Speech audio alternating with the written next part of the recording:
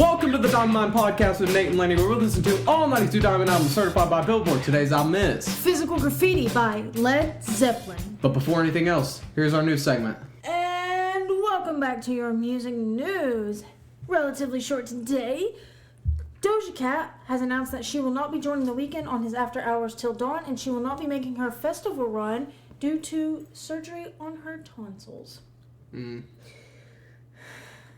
Kurt Cobain's Smells Like Teen Spirit guitar sells for $4.5 million at auction. That's an impressive amount of money. It is.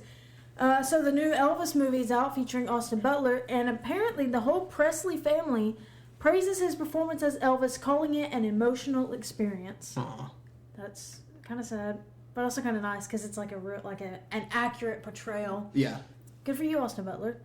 Kanye West teams up with a designer to reimagine McDonald's packaging. Yeah. The Offspring singer Dexter Holland is now an HIV scientist.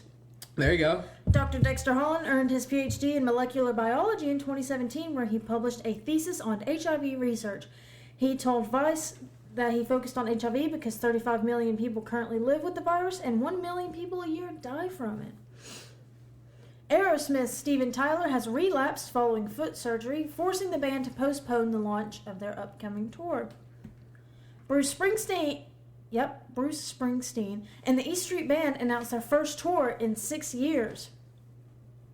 Christina Perri, for those of you who don't know, she sings 1,000 Years and Jar of Hearts, announces her pregnancy.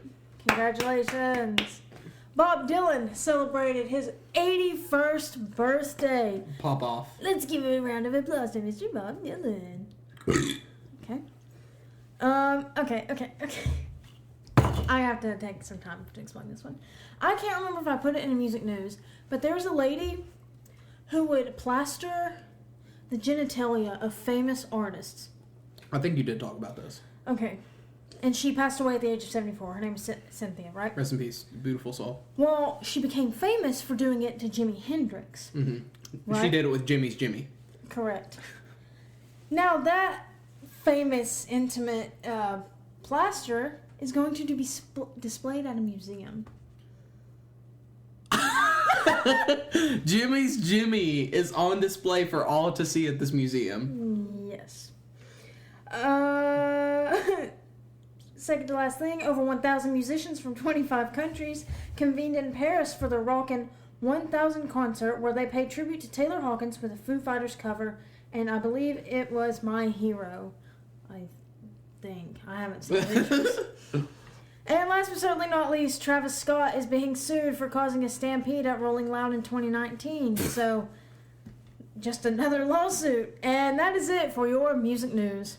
And we're back, but before we get into anything else, here's our social medias. The Twitter, TDM Pod, TDM POD. The Instagram, the Diamond Mine Podcast. The YouTube for our face and stuff, Diamond Mine Podcast. If you look up the Diamond Mine Podcast, you know it's us. TikTok, Diamond Mine Podcast, right? Yep. Or no, the YouTube is the Diamond Mine. I said that backwards. The YouTube is the Diamond Mine. Yeah. Am I missing anything else? Like, favorite, share, comment? Hit that subscribe button. Hit the notification bell. Hit the comment down below. This first song. Actually, no. No. Specs. Specs. This album was released February 24th, 1975. It is 15 songs long. The album is 1 hour, 23 minutes, and it went a whopping 16 times platinum. Now, before we really get into it, I would want to attempt to try and read what Apple Music said about this album, because it is kind of interesting. So. Only kind of. Only slightly, kind of, sort of. So, Led Zeppelin were on a tear in their early part of their career, releasing a streak of riff-driven albums between 1969 and 1973 that set a new standard in hard rock. While each of those first 5 records was created during a concentrated period of recording, much of the 6th, the double LP Physical Graffiti, drew from material at earlier sessions. Tracks like the crunching Houses of the Holy, intended as the title track of their 1973 album, and the loose and lyrical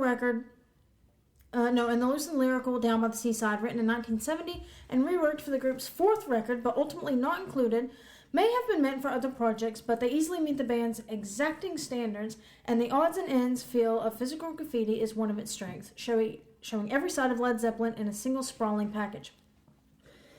The extended format means the band can indulge every whim and include experiments that might have been harder to justify on a single disc. The proggy bluesy In My Time of Dying, slinking along on the back of some of Jimmy Page's greasiest slide guitar work, stretches past 11 minutes, shifting from a deathly crawl to a raucous double-time romp. Wow, okay. Meanwhile, the gorgeous acoustic instrumental, I don't know how to pronounce this song, the Braun one. Yeah, yeah, LeBron James. Yeah, that song. Showcases the group's interest in mystical folk, and Boogie with Stu is a ragged and joyous jam on an old Richie Valens tune. Valens, wait. I think it's Valens. Richie Van Halen. Him. Mm-hmm. La Bamba. Correct. Physical Graffiti has its share of rock radio classics too, seeing the haunting Cashmere, which mixes a punishing groove with Middle Eastern modes and features one of Robert Plant's most unhinged vocals. In the supremely funky Trampled Underfoot, John Paul Jones credits Stevie Wonder as the inspiration for its clavinet delivered stomp. In these brilliant and widely loved songs, as much as the lesser-known gems that surround them, Physical Graffiti proves that as the second half of the 70s dawned, Zepp, that's it, we're still making more killer music than they knew what to do with. And it's also funny reading this after we made our notes, because some of our notes align exactly with this, and that's how we know we're good at our jobs. Now, let's get into this first song. This first song is called Custard Pie. Custard? There's a nice riff that drives this song along. I really like the instrumentation in the song in general. Or Led Zeppelin songs as a whole. They're just all very good at their instrument. You'll occasionally hear a walking bass line in this song, and John Bonham's drums are very present. This song almost feels like a jam sesh to me, and that's how a lot of these songs feel, especially the longer ones where they're just kind of playing around with different sounds. I really appreciate that. Vocals, though, very non-understandable in parts, just because... You know, like, there's, like, a certain point where it's just so up there. It's like, wow, like an episode that's where it's just like... Yeah. It's funny hearing him talking about chewing on her custard pie. I just thought it was funny. I really like this one, though, and I listened to this one in the car today, because we listened to this album yesterday. So. Yeah. Also, was it you saying, like, their instruments, whatever, they're good, they've mastered their instruments... Was it their last album, their like first namesake or whatever we did already? Was that the one where we said they were speaking through their instruments? I think so. Was it this group that we talked about? Yeah, I mean that sounds about right. Honestly, they really do just like. I don't know who else. They're such masters at their craft that they. They're such masters at their craft that they can just express their emotion through it like that. It's crazy. Right. All right. So Genius Lyrics said that. The difficult-to-comprehend lyrics that are full of sexual double entendres, these pay homage to several different blues songs like Drop Down Mama, Shake 'Em On Down, and I Want Some of Your Pie. What? The instrumentation of the track is fast and contains a few solos. Jimmy Page's uses...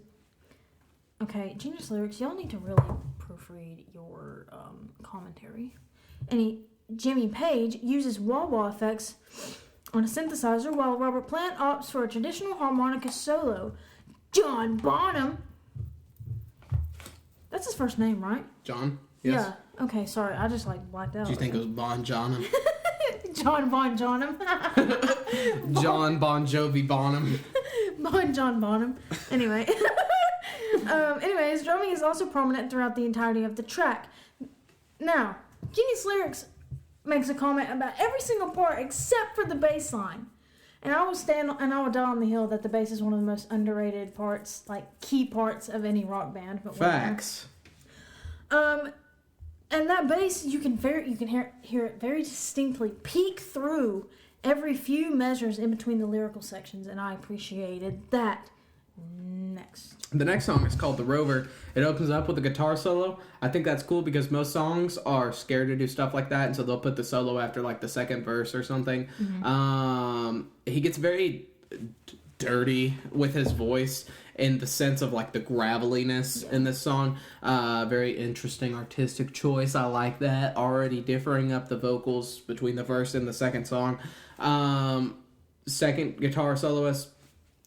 There was a part at about 4:30 where he's essentially screaming over and over, "If we could just join, if we could just join, if we could just join hands." Okay, yeah. And I really thought that was a cool variation on the thing that he had been saying over and over, "If we could just join hands." And it just like, he's really hammering that home.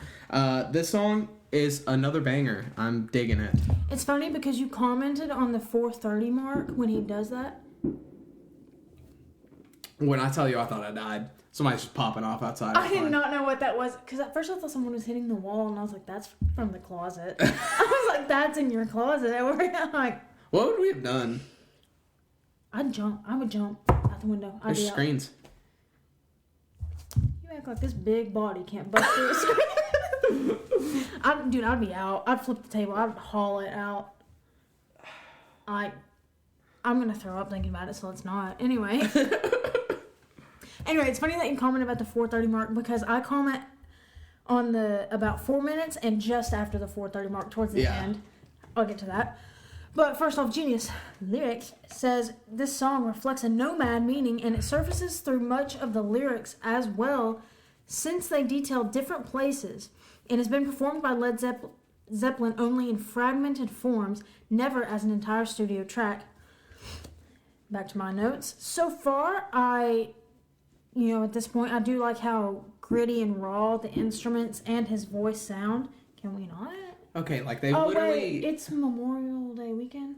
Oh, facts. It might be fireworks, actually. Yeah, that might have not been the best night to record, but you know... Well, no, I mean, people still do shoot. The old girls, so, you know what I'm saying?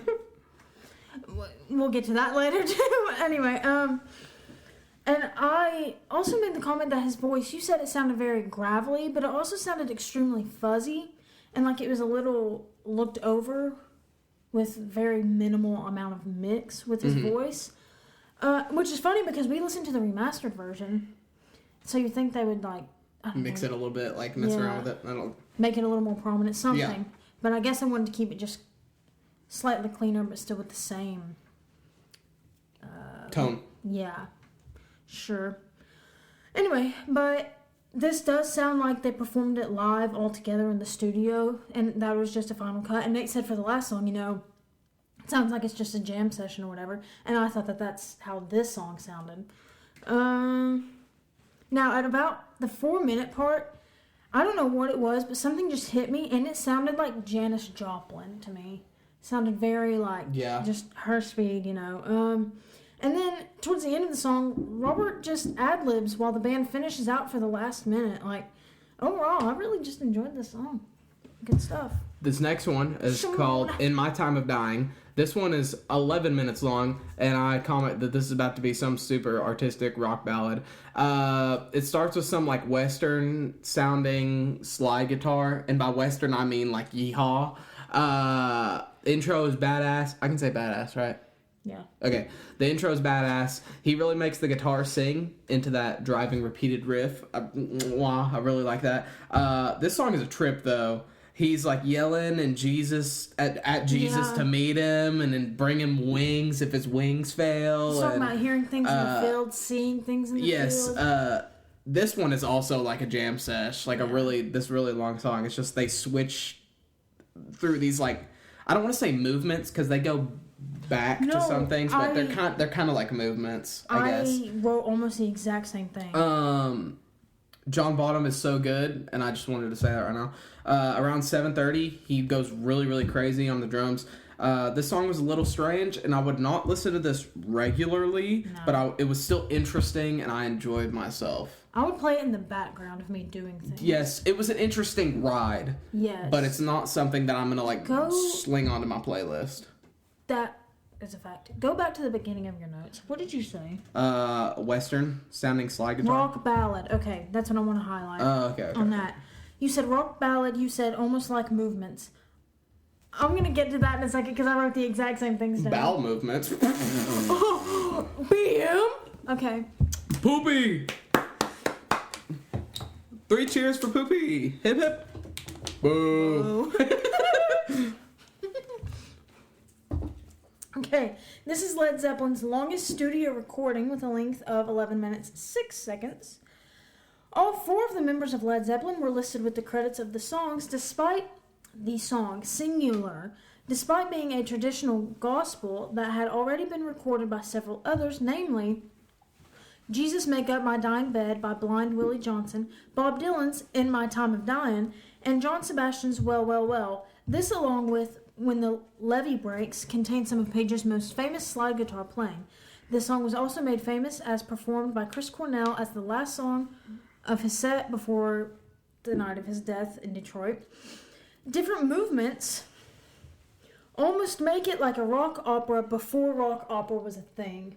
Mm-hmm. And that's my note. That's not Genius Lyrics. We got that connection. But similar to how Nate said this was a wild ride about dying and seeing Jesus. And I don't think Robert and Jimmy are the religious kind of people, because we did look it up and try to see. But honestly, great ending. Most exceptional. This next song is called Houses of the Holy. Yeah! I already loved the guitar in this, off the rip. Mwah. Lots of spirituality in this album thus far. Thought that was very interesting. This one kind of takes it back to more of a basic rock and roll rather than a super experimental ballady type feel. Especially in comparison to In My Time of Dying. Definitely a lot easier listening than the last one. Something that I would listen to a lot more often and probably throw on the playlist, because this one is very enjoyable. I also listened to this one today. This is like something that I'd show to someone to introduce them to Led Zeppelin. Like this one might be my favorite on the very album. Nice. I'll be honest. I can't remember if I said that to you, but it might be. Anyway, so this song was recorded in May of 1972. The song is meant to refer to the auditoriums and arenas in which Zeppelin performed, as if there was a sort of holy feel to the air at those venues. Oh yeah, I did say the song was... Kobe Bryant. Oh, I rimmed it. This is the second day in a row. It's okay, I have another one. Anyway, I think this was my favorite song, at least thus far, because I said it was just plain, simple, immaculate. This is the classic 70s rock that Led Zeppelin, we're used to them playing. I said this was an 11 out of 10 with groove, funk, and more cowbell. It's everything you could ever need. This is perfect for those Guitar Hero celebrations where, you got the claps and then they throw up the hands and do the nod thing. Yeah. Yeah. We can move on. This next song is called Trampled Underfoot. This one is also similar style to the last one. The instrument they're playing at 2:30, the clavinet, which Lainey commented on earlier. It's very interesting. Not really what I expected out of them. They're almost like falling off the beat in parts too. Like it's a super artsy fartsy kind of solo going on. Mm-hmm. I didn't know how I felt about it. Now that I've listened to it again and kind of internalized it, I liked it. But in the initial listen, I was like, I don't know, because it was a little weird. But I've grown to like it now.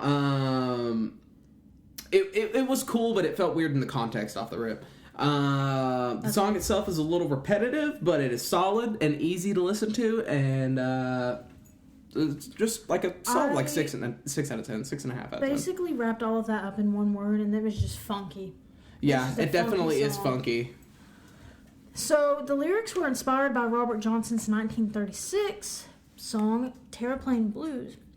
And Terraplane is a classic car, and the song uses car parts as metaphors for, you guessed it, sex. Per Wikipedia, Trampled Underfoot is one of Plant's favorite Led Zeppelin songs, and he sang it at his daughter Carmen's 21st birthday party in November of '89, which is really kind of gross if you think about it for too long. Yeah, that is gross. We can move on. This next song is called Cashmere. Yeah. The intro kind of sounds like Superheroes. There's an iconic little brass part that goes throughout the song. You get introduced to it at about 1 minute in. Mm-hmm. Love it. Bless My Soul. I like their incorporation of orchestral things in their songs sometimes, like the Beatles. Another thing similar they do to the Beatles is they have like a little Middle Eastern / Asian part during the song. Sorry, I'm really uncultured, and it's Middle Eastern. Okay, I'm really uncultured, so I just could not tell. It's at about 3:40 is when that kicks in. This song is a vibe. The outro is very dramatic. This is another one that kind of has movements. It's a longer song, and I really like that. Yeah. Okay, so it's actually funny that you bring up the Beatles, because when I found out what instrument they used to play the different like strings and brass, the Beatles actually used the same type of instrument. That's cool. It was very popular back then, even though it was a very difficult tool to work with, but I'll get into that and explain it in a minute. So, Cashmere was written after Led Zeppelin's 1973 tour about a drive through an area in Morocco. It's the Middle Eastern sound, as documented by Wikipedia. Very good source for you all who don't know, by the way. Robert Plant told music journalist Cameron Crowe the whole inspiration came from the fact that the road went on and on and on. It was a single-track road which neatly cut through the desert. 2 miles to the east and west were ridges of sand rock. It basically looked like you were driving down a channel, this dilapidated road, and there was seemingly no end to it. Cashmere is both a fan favorite and a live staple that was played at nearly every concert after its release, which is understandable. And it features one of the most memorable Led Zeppelin riffs. As someone who isn't a huge... Okay, this is me now. As someone who isn't a huge Led Zeppelin fan, I can say without a doubt that this song is 1,000% recognizable, and I guarantee that if you've heard it before, you just know. You just know. It's like like it says, an iconic Led Zeppelin riff. Even if you don't know, like, it's Led Zeppelin, you just know the song, okay? Purely iconic. I made the comment that it was just, like, beautiful, man, and I got that. This is completely random. I don't know how I found the song, but it's by Dr. Hook and the Medicine Show, and they have a song called Cover of the Rolling Stone, where they basically just sing about how they want to be on the cover of the Rolling Stone. Anyway, and at the very end, after he does, like, this horrible guitar solo, and they're like, that's beautiful, man. Anyway, getting into the instrument I was talking about at the beginning. So it is called, I believe, a mellotron that John Paul Jones used, and it was actually used in a lot of Led Zeppelin recordings, and it was basically an early form of a sampler. So it's a keyboard instrument that uses magnetic tape for its sound bank, and each key has a magnetic tap head thing on it. And the tape uses pre-recorded sounds like the string sections that they had in the song, for example, or the brass or whatever. But the problem with the mellotron is that the tape has to be continuously played to produce a sound. And so when the tape is unspooling, you can't make any more music. Then you have to rewind the tape all over again. But despite that, these were very popular. There was another comment I wanted to use If I can find it, I might not be able to find it. But basically, the Beatles used it. It was very popular back then, and then they decided to transition into different, more modern instruments. But despite the difficulties, it was a very modern thing, or a very common thing. Next song. All right, before we get on to the next song, I want to address something you said earlier. Wikipedia is not a bad source. Okay, they literally have to cite everything. Yeah. Every piece of information, they have to cite where they got it from. But the teachers are always like, Wikipedia's not a also, source. Wikipedia nowadays, you can't just go and edit it. You can't do that anymore. If you put something stupid like Prince Charles eats farts, it's gonna get taken out and you're gonna be blocked from editing. And that's just how it is. Wikipedia is not a bad source.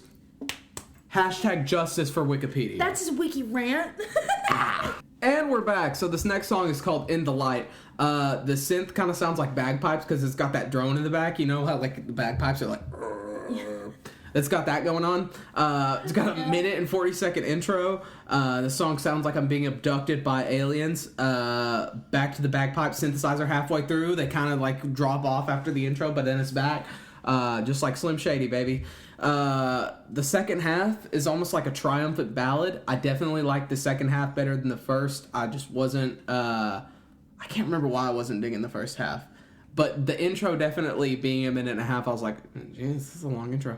That's probably what it was then. But I definitely like the second half better than the first. I like the triumphant feeling. It was very pleasant to the ears. Oh, okay, yeah. We actually did think it was the bagpipes at first, but this was composed mostly by John Paul Jones using a synthesizer instead of the bagpipes. For the song's intro, Jimmy Page used a violin bow to play his guitar, as he had previously done on Dazed and Confused and How Many More Times, giving it a unique sound to complement the synthesizer. The track was built upon a previously written song called In the Morning and was originally titled Take Me Home. Led Zeppelin were never able to play the track live because the sound of the synthesizer could not be reproduced outside of the studio at the time. Jimmy Page labeled the song as a follow-up to Stairway to Heaven. Interesting. Mm-hmm. And I basically wrote that this is one big acid trip, and if you know, you know. This next song is Brawnier Hour. LeBron James. It's just an instrumental. It feels like they're by the campfire jamming. They're very good at their instruments, and they're just kind of showing this off here. Genuinely, like, I know I talk about vibes a lot, but this is a genuine good vibe. Are you looking up how to pronounce it? Yeah.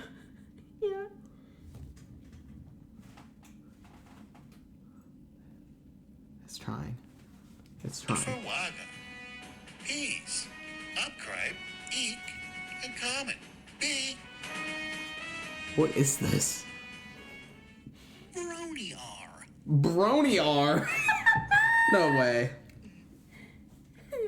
Brony-R. I don't even understand. You know what? LeBron James.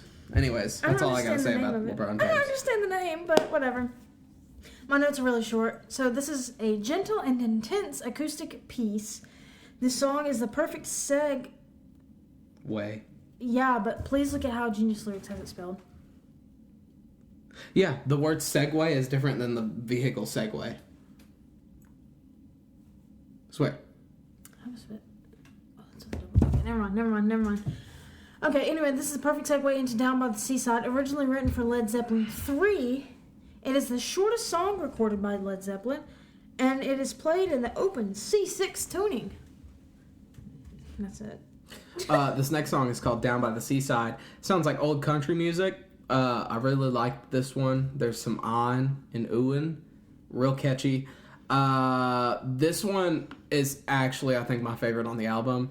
A very easy listening. I just really enjoyed it. It was quite the bit of a step back, and I mean, it's a transition. The Brony-R or whatever transitioned into this one well, but the way this one contrasted from the other songs on this album, at least up to this point, I really appreciated that. And I just, you know, if you're out there making an album, whatever kind of album, and you want, for some reason, to impress me, which, like, my opinion literally doesn't matter, but, that's fair. Variety, man. Variety. Please add some flavor. If you're just saying the same thing over and over... You know how white people season their food? Bland. Yes. Put some seasoning in it. Yes.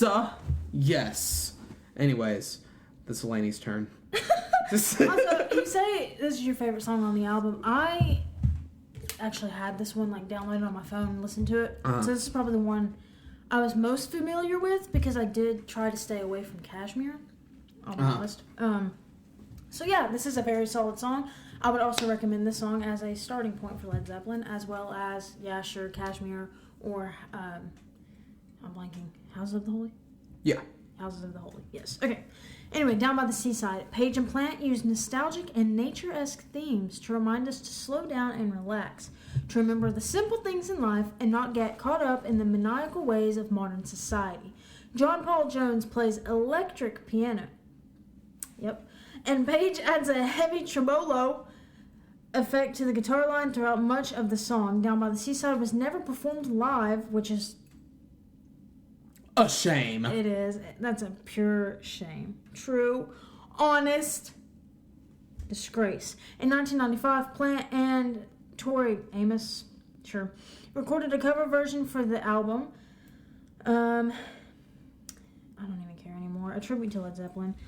But the only notes that I put on, you kind of said Western-esque, and I get that they say nature-esque, but I said it was Western and kind of like the surfer-esque, you know, how, no, what's his name? Dick Van Dyke? No, that's not it. His name's Dick something. Dick Van Dyke was a show. It's gonna kill me if I can't figure this out. Hold on. How old Richard? Dick Dale, where it's like the you know, like that famous one. That's what it reminded me of on this one. Anyway, we can move on. I'm really stupid on this episode. Sorry. This next song is called 10 Years Gone. Has a very similar vibe to the last one, soft rock, and I'm enjoying this feel that they're giving. It was a nice little break in the middle of this album. There's a little guitar solo at around 2:40, and he's really just dancing all over the neck and just displaying how mastered he is at his instrument. And it fits the feel of this song perfectly. It's not an overbearing solo. It's very nice, and this one is also very pleasant to listen to. Dancing on the Neck, my favorite Mortal Kombat fatality. Dancing on hitting the whip in the nay-nay on, like, Scorpion's neck. Getting some crazy, like, tap dance moves over here. No. Also, yeah, I am really stupid this episode. Also, if you made it this far, my t-shirt's from a Drake Bell concert in high school. I forgot he came to our school, bro. Yeah, and then one of my friends took her extensions out and handed it to him. What'd he do? I said, and threw it. And she goes, I need that back. So she had to ask the keyboardist to give it back to her. Anyway. Now he's in prison. Or, if he's not, he should be. Yeah. And he changed his name. But whatever. 10 Years Gone is about a relationship in which Robert Plant's partner made him choose between either staying with her or pursuing his dream. And I guess we see what she chose because honestly, she wasn't the one if she can't support your dream with you. Oh, God.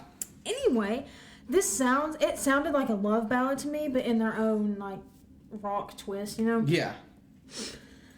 And psychedelic twist, apparently, is what I wrote down. And there's also that second person point of view as he tells his story, basically pulling the listeners in and making them feel like they've actually experienced that, and there's like that personal connection, which I really like. I really appreciate that.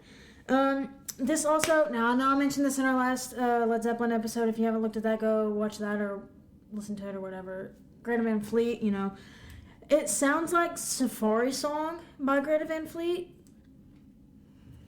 which I kind of liked. Just mainly their main guitar riff or whatever. We can move on. This next song is called Night Flight. This one has bluesy undertones. This one, I'm not gonna lie, it was like a 6 out of 10 for me. Just kind of okay. Yeah. There was nothing super duper crazy about this one. It was still enjoyable. I like the feeling of escape that the song talks about. Subject matter is there, but there's nothing super dazzling about this one. But you know, this whole album has been crazy, so I can't blame them for that. There's what, 15 songs, is that what I said? Yeah. So, You're not going to have every song as a absolute tactical nuke, you know? Right.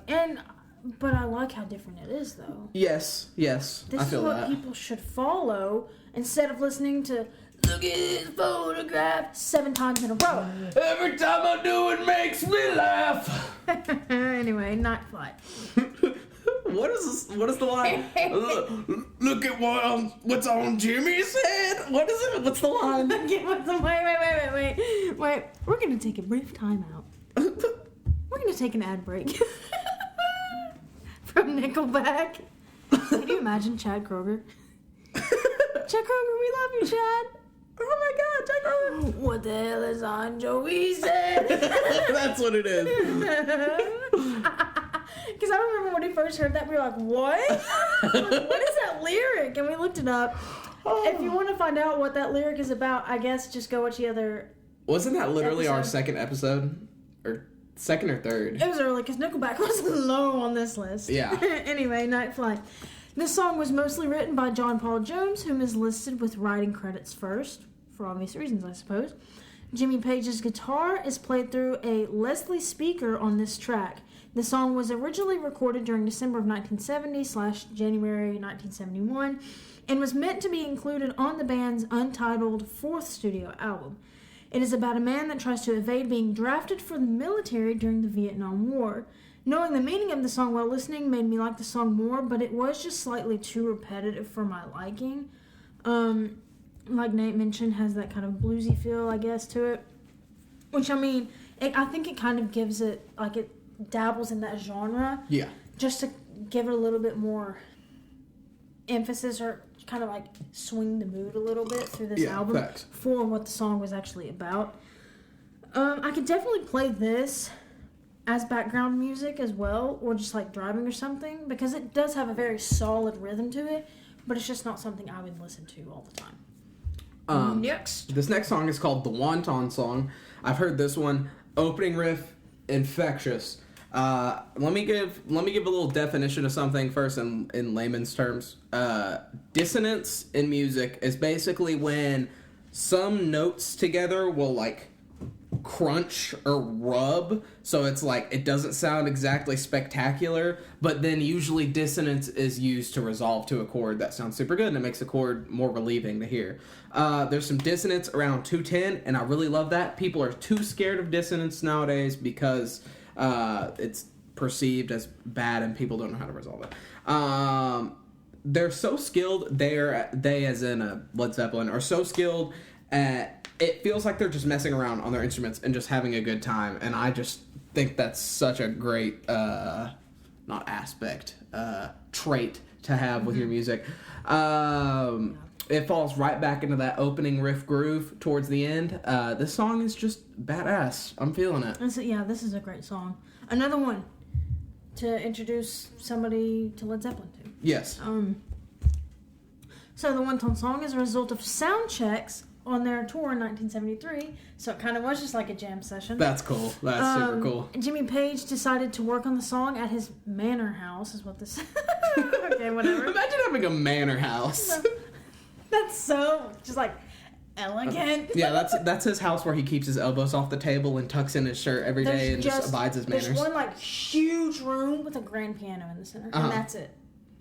And, like, a giant library, grand staircase. His dining table has, like, the napkins folded so they're standing up. And, they're the doves. salad fork and then the regular fork. You have to work your way in. Yeah. Okay.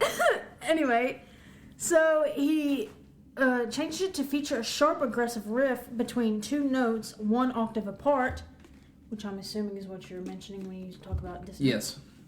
Yes. Not unlike Immigrant Song. The song's lyrical content is laced with desire similar to the opener of the album, Custard Pie. The word wonton can mean willful and deliberate, but also sexually indiscriminate and lacking inhibition, which ties into the theme of the song. I love the riff, and I love the blare that they had after each instrumental break, where it would then the... Welcome to the English language.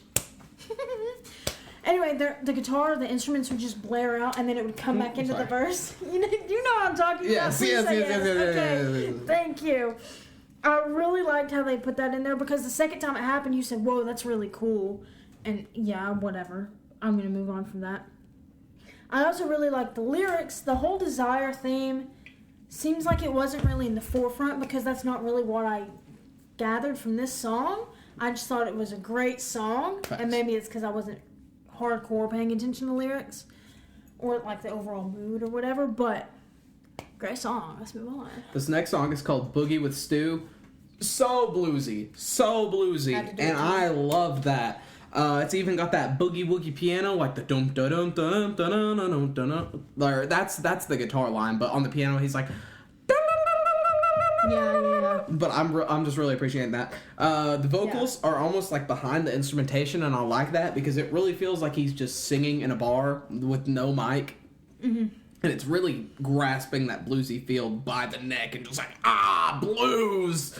Dancing on that neck. I was getting down so hard to this. I remember I was hitting the Gangnam Style to this.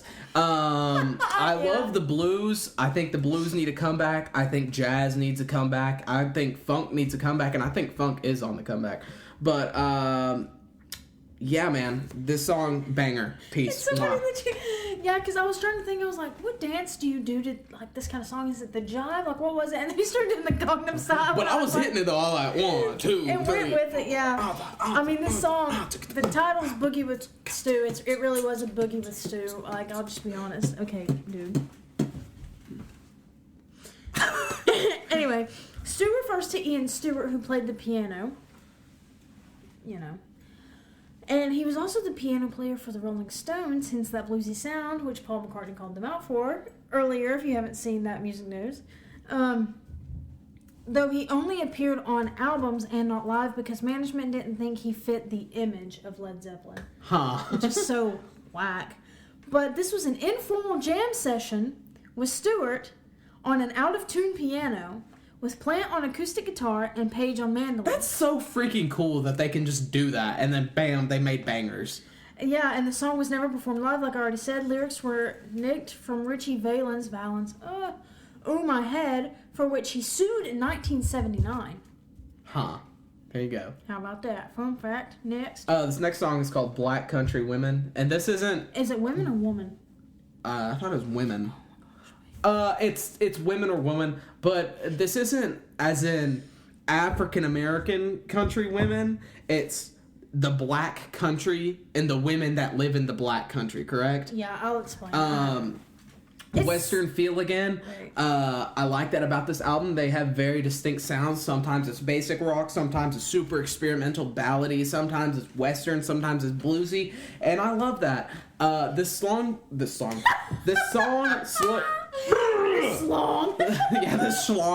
this big old fat meaty schlong slowly turns into a rock song as they later on include drums.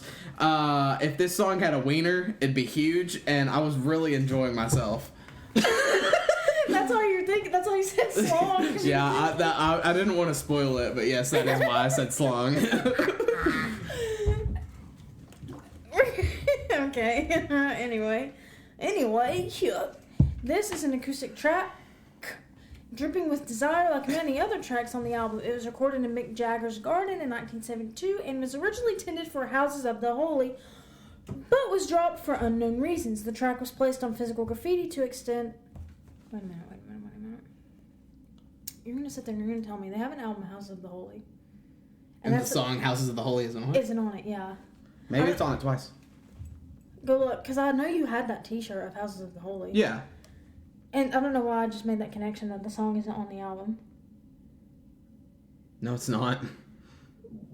That's weird. That's very strange. Respect, though, but very strange. Anyway, but was dropped for unknown reasons. The track was placed on Physical Graffiti to extend the running time, as Led only had 1.5 albums worth of material for the double album. A propeller-driven plane flew overhead as the recording reels were rolling for the song, and at the beginning of the track, the sound engineer, Eddie, can be heard saying, "Don't want to get this airplane on," to which Robert Plant replies, "Nah, leave it in, yeah." Badass. Fun fact. So, the song meanings. Okay. This is from the actual song meanings website because I did want to kind of like dive into it a little bit more. One person said, basically, it's talking about another woman. These guys never had a lack of infatuation with hippie chicks. And this girl just kind of left him high and dry or whatever. Hippie chicks. And maybe she just didn't like the pickup line, thus the beer in the face. Another said, I think this had to do with Robert Plant's affair with his wife's younger sister. What is and what should never be was written about her too. This man had a problem. And another person said, the Black Country is part of the West Midlands in England. It gets its name from all the coal mines that used to be there. There was a famous pub where the band members of Zeppelin used to drink, and that's, like, hence talking about a woman at the pubs in the Black Country. I'm very down with hippie culture. When I said ew hippie women, it's mostly just because I like, guarantee you hippies stunk. I guarantee you hippies stunk so bad. Yeah. Anyways, this last song is called Sick Again. There's a crescendo throughout the song, so it gets louder throughout the song, and it all just hits the freaking wall at 1:30ish. Everyone is just going ham and taking this album out with a bang, and it drops back down, and it does it all again at 3 minutes in. John Bonham, especially going ham. That's why he's the GOAT. The GOAT.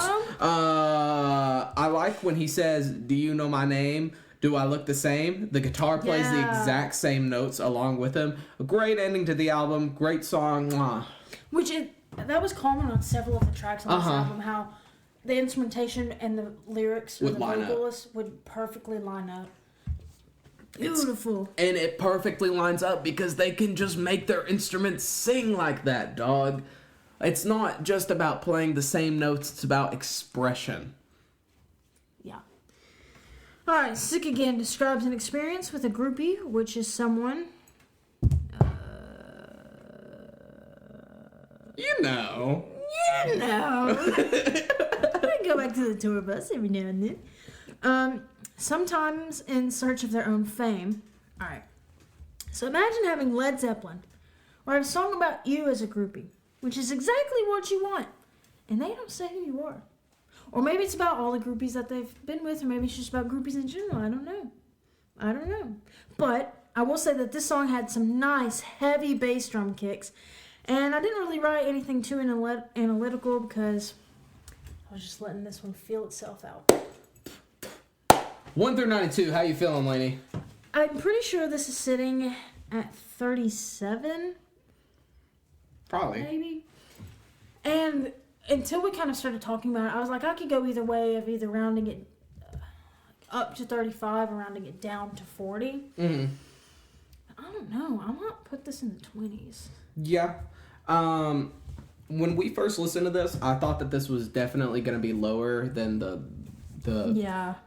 first Led Zeppelin song Led Zeppelin album we listened to. Mm-hmm. I like Led Zeppelin a lot though, so it was definitely going to be higher than the position it's in, but it was going to be lower than the first one, if you understand what I'm saying. But now that I'm sitting here and reflecting on it, and I've listened to some of these songs over and over again, this one might be higher than the last Led Zeppelin album and could quite honestly break into my high teens. I really like this album.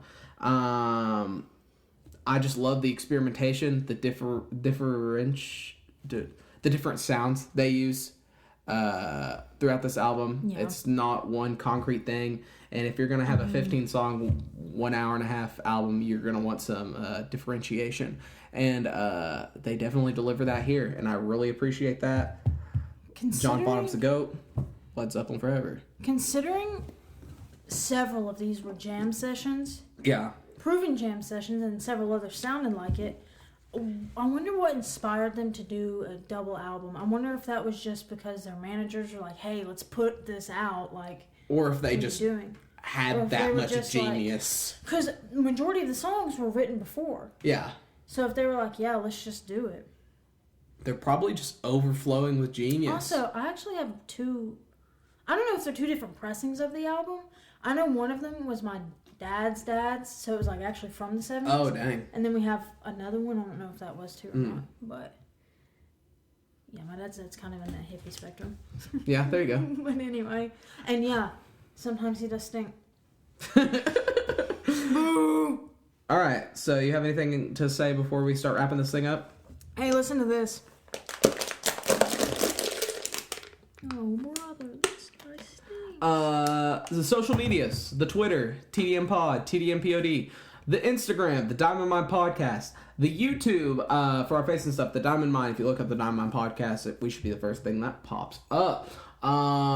TikTok, Diamond Mine Podcast, share, like, subscribe, comment, email, whatever.